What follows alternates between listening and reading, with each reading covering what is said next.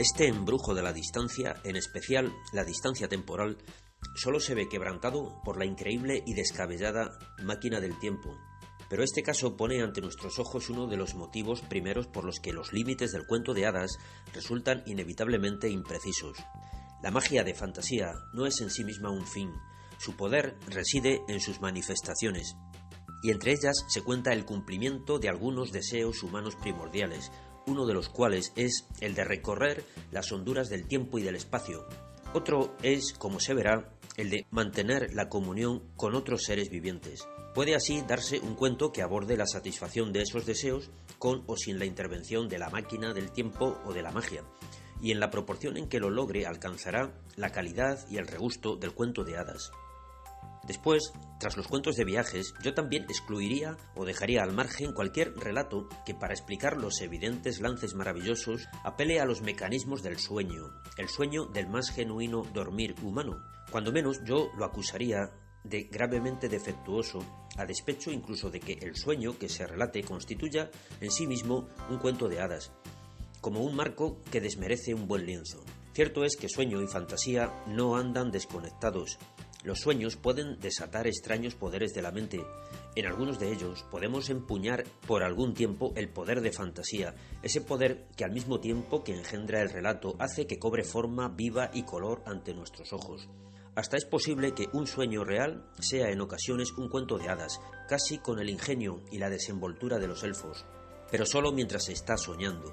Si un escritor, en cambio, una vez despierto, os dice que su relato no es sino algo que imaginó en sueños, está engañando deliberadamente el primer deseo del corazón de fantasía, la materialización del prodigio imaginado con independencia de la mente que lo concibe. A menudo, no sé si con verdad o mentira, se afirma que las hadas fraguan espejismos, que con su fantasía engañan a los hombres, pero ese es un tema bien distinto que solo a ellas atañe. En todo caso, engaños semejantes se dan en cuentos en los que las hadas no son una ilusión. Tras la fantasía existen voluntades y poderes reales que no dependen de la mente e intenciones de los hombres. De todas formas, es esencial que si se pretende diferenciar un genuino cuento de hadas de otros usos de este género, que ofrecen miras más estrechas y plebeyas, se lo presente como verdadero. Enseguida paso a considerar el significado de verdadero en este contexto. Dado, sin embargo, que el cuento de hadas trata de prodigios, no puede tolerar marco ni mecanismo alguno que sugiera que la historia en que los prodigios se desenvuelven es ilusoria o ficticia. Claro que tal vez el cuento mismo sea tan bueno que uno llegue a prescindir del marco, o acaso como tal cuento onírico de En la diana y entretenga. Así sucede con los sueños que enmarcan y eslabonan los diversos relatos de Alicia, de Lewis Carroll, motivo por el cual, amén de otras razones, no podemos considerarlos cuentos de hadas. Hay otra clase de relato maravilloso que yo excluiría del epígrafe cuento de hadas, y de nuevo no porque a mí no me guste, ciertamente. Me refiero a la pura fábula de animales. Elegiré un ejemplo de los libros de hadas de Lang, El corazón del mono, un relato suajili que se incluye en el Lilac Fairy Book. En esta historia, un malvado tiburón convence a un simio para que se suba a su lomo, y cuando ya se han adentrado un buen trecho en el mar, le revela que el sultán del país está enfermo y necesita el corazón de un mono para sanar de su dolencia. Pero el simio, más listo que el escualo, lo convence para que regresen, tras persuadirlo de que había dejado el corazón en su casa dentro de una bolsa colgado de un árbol. La fábula de animales guarda naturalmente cierta relación con las historias de hadas.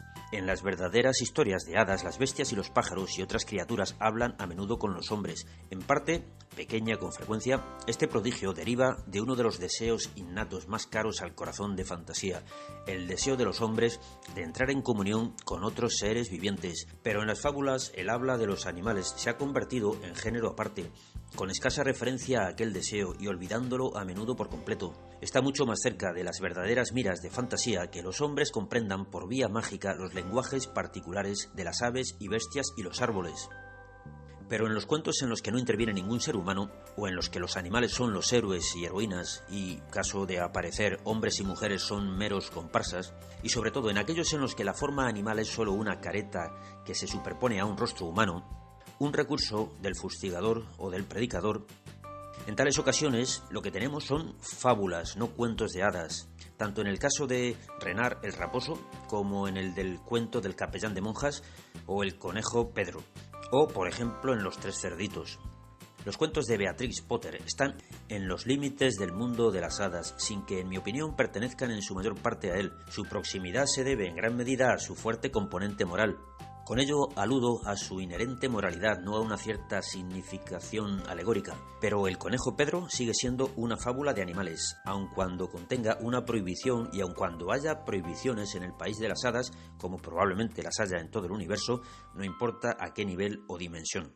Ahora bien, El corazón del mono no es también sino una fábula evidente. Sospecho que la razón primera de que se la incluyese en un libro de hadas no fue por resultar divertida, sino precisamente por el corazón del mono, que se suponía había quedado atrás en una bolsa. Eso tenía importancia para Lang, estudioso del folclore, a pesar de que esta curiosa idea solo se utiliza aquí como humorada, porque en este cuento el corazón del mono era, en efecto, absolutamente normal y estaba en su lugar. No obstante, es obvio que este detalle solo implica el uso secundario de una antigua y muy difundida noción popular, que también se presenta en los cuentos de hadas. La idea de que la vida o la fuerza de un hombre o de una criatura puede residir en algún otro lugar o cosa, o que alguna parte del cuerpo, en particular el corazón, pueda quedar separado y escondido en una bolsa o bajo una piedra o en un huevo.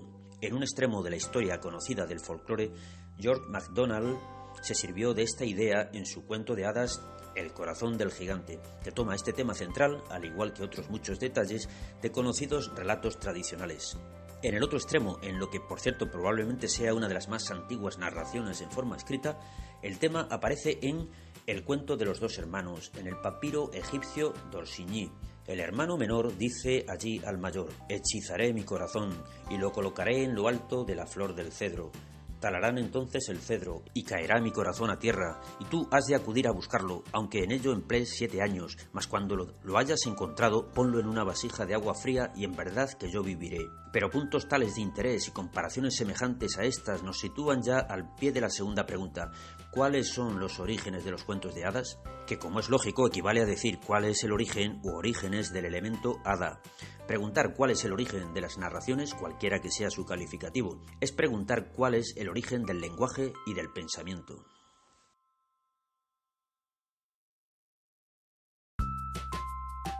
En realidad, la pregunta ¿cuál es el origen del elemento hada? Nos deja en definitiva abocados al mismo interrogante fundamental. En los cuentos de hadas hay muchos elementos, como ese corazón de quita y pon, o atavíos de cisne, anillos mágicos, prohibiciones arbitrarias, malvadas madrastras y hasta las mismas hadas, que pueden estudiarse sin necesidad de abordar esta pregunta básica. Sin embargo, tales estudios son de carácter científico, o al menos esa es su intención. Constituyen el empeño de folcloristas y antropólogos, o sea, gente que no hace de esos relatos el uso que se pretendió que tuvieran, sino que los utiliza como filón del que obtener testimonios o información sobre los temas que a ellos les interesan. Un proceder en sí mismo perfectamente legítimo, aunque la ignorancia o el olvido de la naturaleza de una narración hecha para ser contada como un todo, con frecuencia han llevado a tales indagadores a opiniones peregrinas. A esta suerte de investigadores les parecen particularmente importantes las similitudes que se repiten, como este tema del corazón, hasta el punto de que los estudiosos del folclore son propensos a salirse de su propia senda y hacer uso de una engañosa simplificación, particularmente engañosa si desde sus monografías salta a los libros de literatura. Se sienten inclinados a decir que dos historias cualesquiera que estén construidas sobre el mismo motivo folclórico o creadas con una combinación aparentemente similar de tales motivos son la misma historia. Así leemos que Beowulf no es sino una versión de Dat Hermaneken, que el toro negro de Norroway es La Bella y la Bestia, o que es la misma historia de Eros y Psique, que el nórdico Mastermaid o la batalla de los pájaros, gaélica y sus muchos congéneres y variantes, es la misma historia del cuento griego de Jasón y Medea. Frases de esta naturaleza pueden contener, con una simplificación excesiva, ciertos elementos de verdad, pero no son ciertas en lo que a cuentos de hadas se refiere, ni lo son en el arte y en la literatura. Lo que realmente cuenta es el colorido, la atmósfera, los detalles individuales e inclasificables de un relato, y por encima de todo, el designio global que llena de vida la estructura ósea de un determinado argumento. El Rey Lear de Shakespeare no es lo mismo que la historia que aparece en el Brut de Layamon, o vayamos al caso extremo de Caperucita Roja. Resulta de un interés meramente secundario que las versiones derivadas de este cuento, en las que los leñadores salvan a la niña, procedan de forma directa del cuento de Perrault. Lo verdaderamente importante es que las versiones tardías cuentan con un final feliz, más o menos si es que no lloramos a la abuela en exceso, que no tenía el original de Perrault. Esta es una diferencia muy profunda sobre la que he de volver. Naturalmente no niego que se dé, porque yo lo siento con fuerza, el fascinante deseo de desenmarañar la historia intrincadamente enredada y ramificada del árbol de los cuentos. Estaba muy cerca del estudio filológico de la embrollada maraña del lenguaje, algunos de cuyos fragmentos conozco, pero incluso por lo que respecta al lenguaje, a mí me parece que más importante que comprender el desarrollo diacrónico de un determinado idioma es captar su cualidad esencial y características en un momento concreto, mucho más difíciles de poner de manifiesto. Con relación a los cuentos de hadas, tengo la seguridad de que es más interesante y a su modo también más difícil considerar lo que son, lo que han llegado a ser para nosotros y los valores que el largo proceso de la alquimia del tiempo han creado en ellos. Yo diría, en palabras de Dasent, hemos de contentarnos con la sopa que se nos pone delante, sin desear ver los huesos del buey con que se ha hecho. Aunque, cosa extraña, Dasent entendía por sopa una mezcolanza de espuria prehistoria basada en las primeras conjeturas de la filología comparada, y por deseo de ver los huesos entendía la exigencia de ver las pruebas y los hechos que llevaban a tales teorías. Yo entiendo por sopa el cuento tal cual, como lo creó su autor o narrador, y por los huesos las fuentes o el material, aun cuando por extraña fortuna se llegue a descubrirlos con certidumbre. Con todo, naturalmente, no me opongo a la crítica de la sopa como sopa. Trataré, pues, por encima el tema de los orígenes. Ignoro demasiadas cosas como para abordarlo de cualquier otra manera, pero para mis propósitos es lo menos importante de las tres preguntas, y bastará con unos breves comentarios. Es harto evidente que los cuentos de hadas, en su sentido más lato y en el más reducido, son en verdad muy antiguos. Versiones muy primitivas ya presentan puntos comunes, y allí donde se da el lenguaje, allí sin excepción se los encuentra. Nos hallamos, pues, como es obvio, ante una variante del problema que afrontan el arqueólogo o el filólogo comparatista: el debate entre evolución independiente, o mejor dicho, invención de temas parecidos, derivación de un antepasado común y difusión en distintas épocas desde uno o más centros. La mayor parte de las controversias no existirían si una o ambas partes no tratasen de simplificar en demasía, e imagino que esta controversia no es la excepción. Probablemente la historia de los cuentos de hadas sea más compleja que la evolución de la raza humana, tanto como la historia del lenguaje. Es evidente que los tres elementos, invención independiente, derivación y difusión, han desempeñado su papel en la elaboración de la intrincada madeja del cuento, y si exceptuamos a los elfos, no hay hoy ingenio alguno que pueda desenmarañarla. La más importante y fundamental de las tres es la invención, por lo que no ha de sorprender que sea también la más misteriosa. Las otras dos, en definitiva, se retrotraen por necesidad hasta un inventor, es decir, hasta un narrador. La difusión o transmisión en el espacio, ya sea de un artefacto o de un cuento, no hace sino remitir el problema del origen a otro punto cualquiera. En el centro de la supuesta difusión hay un lugar en el que una vez vivió un autor. Otro tanto ocurre con la derivación o transmisión en el tiempo. Con ella no llegamos sino a un único autor primero, mientras que si creemos que de forma independiente nacieron a veces ideas, temas o ingenios similares, nos limitamos a multiplicar el inventor primero, sin que por ello penetremos con más nitidez en su talento.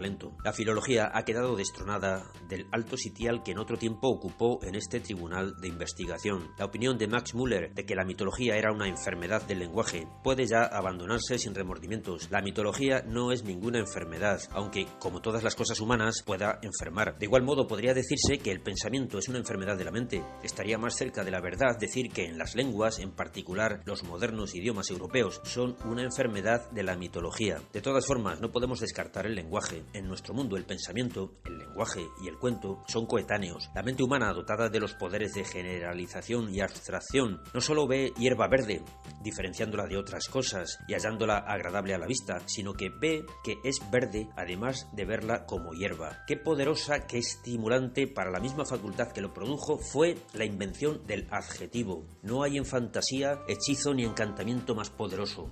Y no ha de sorprendernos. Podría ciertamente decirse que tales hechizos solo son una perspectiva diferente del adjetivo, una parte de la oración en una gramática mítica. La mente que pensó en ligero, pesado, gris, amarillo, inmóvil y veloz, también concibió la noción de magia que haría ligeras y aptas para el vuelo las cosas pesadas, que convertiría el plomo gris en oro amarillo y la roca inmóvil en veloz arroyo. Si pudo hacer una cosa, también la otra, e hizo las dos inevitablemente. Si de la hierba podemos abstraer lo verde, del cielo lo azul y de la sangre lo rojo, es que disponemos ya del poder del encantador, a cierto nivel, y nace el deseo de esgrimir ese poder en el mundo exterior a nuestras mentes.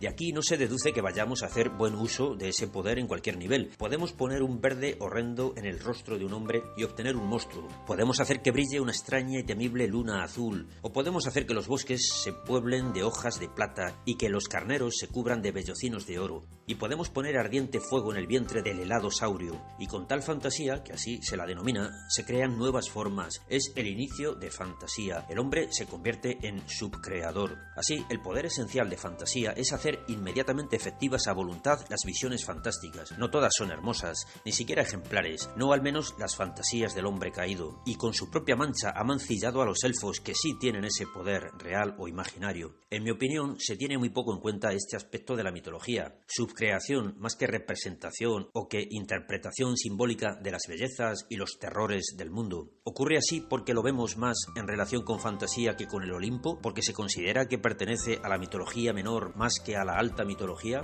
Ha habido abundantes controversias sobre las relaciones entre ambos, cuento popular y mito, pero aunque no las hubiera habido, el tema requeriría cierta atención, si bien breve, en cualquier reflexión acerca de los orígenes. En cierto momento dominó el criterio de que todos estos temas derivaban de los mitos de la naturaleza. Los moradores del Olimpo eran personificaciones del sol, de la aurora, de la noche, etc. Y todo lo que de ellos se contaba eran originalmente los mitos, alegorías habría sido un término más adecuado, de los grandes cambios y procesos elementales de la naturaleza. La épica, las leyendas heroicas, las sagas, localizaban luego estos relatos en lugares reales y los humanizaban al atribuírselos a héroes ancestrales, más poderosos que los hombres, aunque siguieran siendo hombres. Y por último, degenerando poco a poco, estas leyendas se transformaban en cuentos populares, cuentos de hadas, cuentos para niños.